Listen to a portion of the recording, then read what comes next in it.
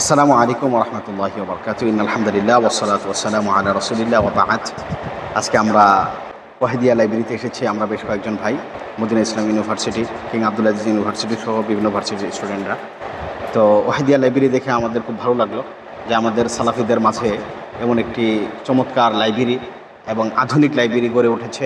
আমরা এই লাইব্রেরির উত্তরোত্তর উন্নতি কামনা করছি এবং আমরা খুব আশাবাদী যে এটা আমাদের যে মনের আশা আকাঙ্ক্ষা সেটা একসময় প্রতিফলিত করে তুলবে ইনশাআল্লাহ। তার মাঝে চমৎকার একটি কাজ আপনাদের সামনে তুলে ধরছি। একটু দেখুন, সহি ইবনে খুজাইমা, অত্যন্ত চমৎকার একটি হাদিস গ্রন্থ।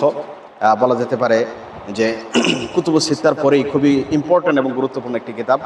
এবং যে সকল ইমাম শুধুমাত্র বিশুদ্ধ হাদিস নিয়ে আসাকে শর্ত করেছেন তাদের অন্যতম হচ্ছেন সহি ইমাম ইবনে খুজাইমা রাহিমাহুল্লাহ, এবং এটা মর্যাদার দিক দিয়ে সহি ইবনে হিব্বানের চেয়ে অনেক উপরে তার শর্ত সারায়ত।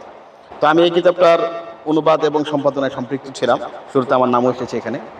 তো এই বইটা আপনারা সবাই কেনার চেষ্টা করবেন। বলা যেতে পারে যে এর অধিকাংশ হাদিসই হচ্ছে সহি, অধিকাংশ হাদিসই সহি। এবং বিশেষ করে আমি যে বিষয়টা খেয়াল করেছি, ইমাম ইবনে খুজাইমা রাহিমাহুল্লাহ হাদিস নিয়ে আসার আগে যে বাবগুলো বেঁধেছেন এটা আমাদের জন্য খুবই ইম্পর্টেন্ট।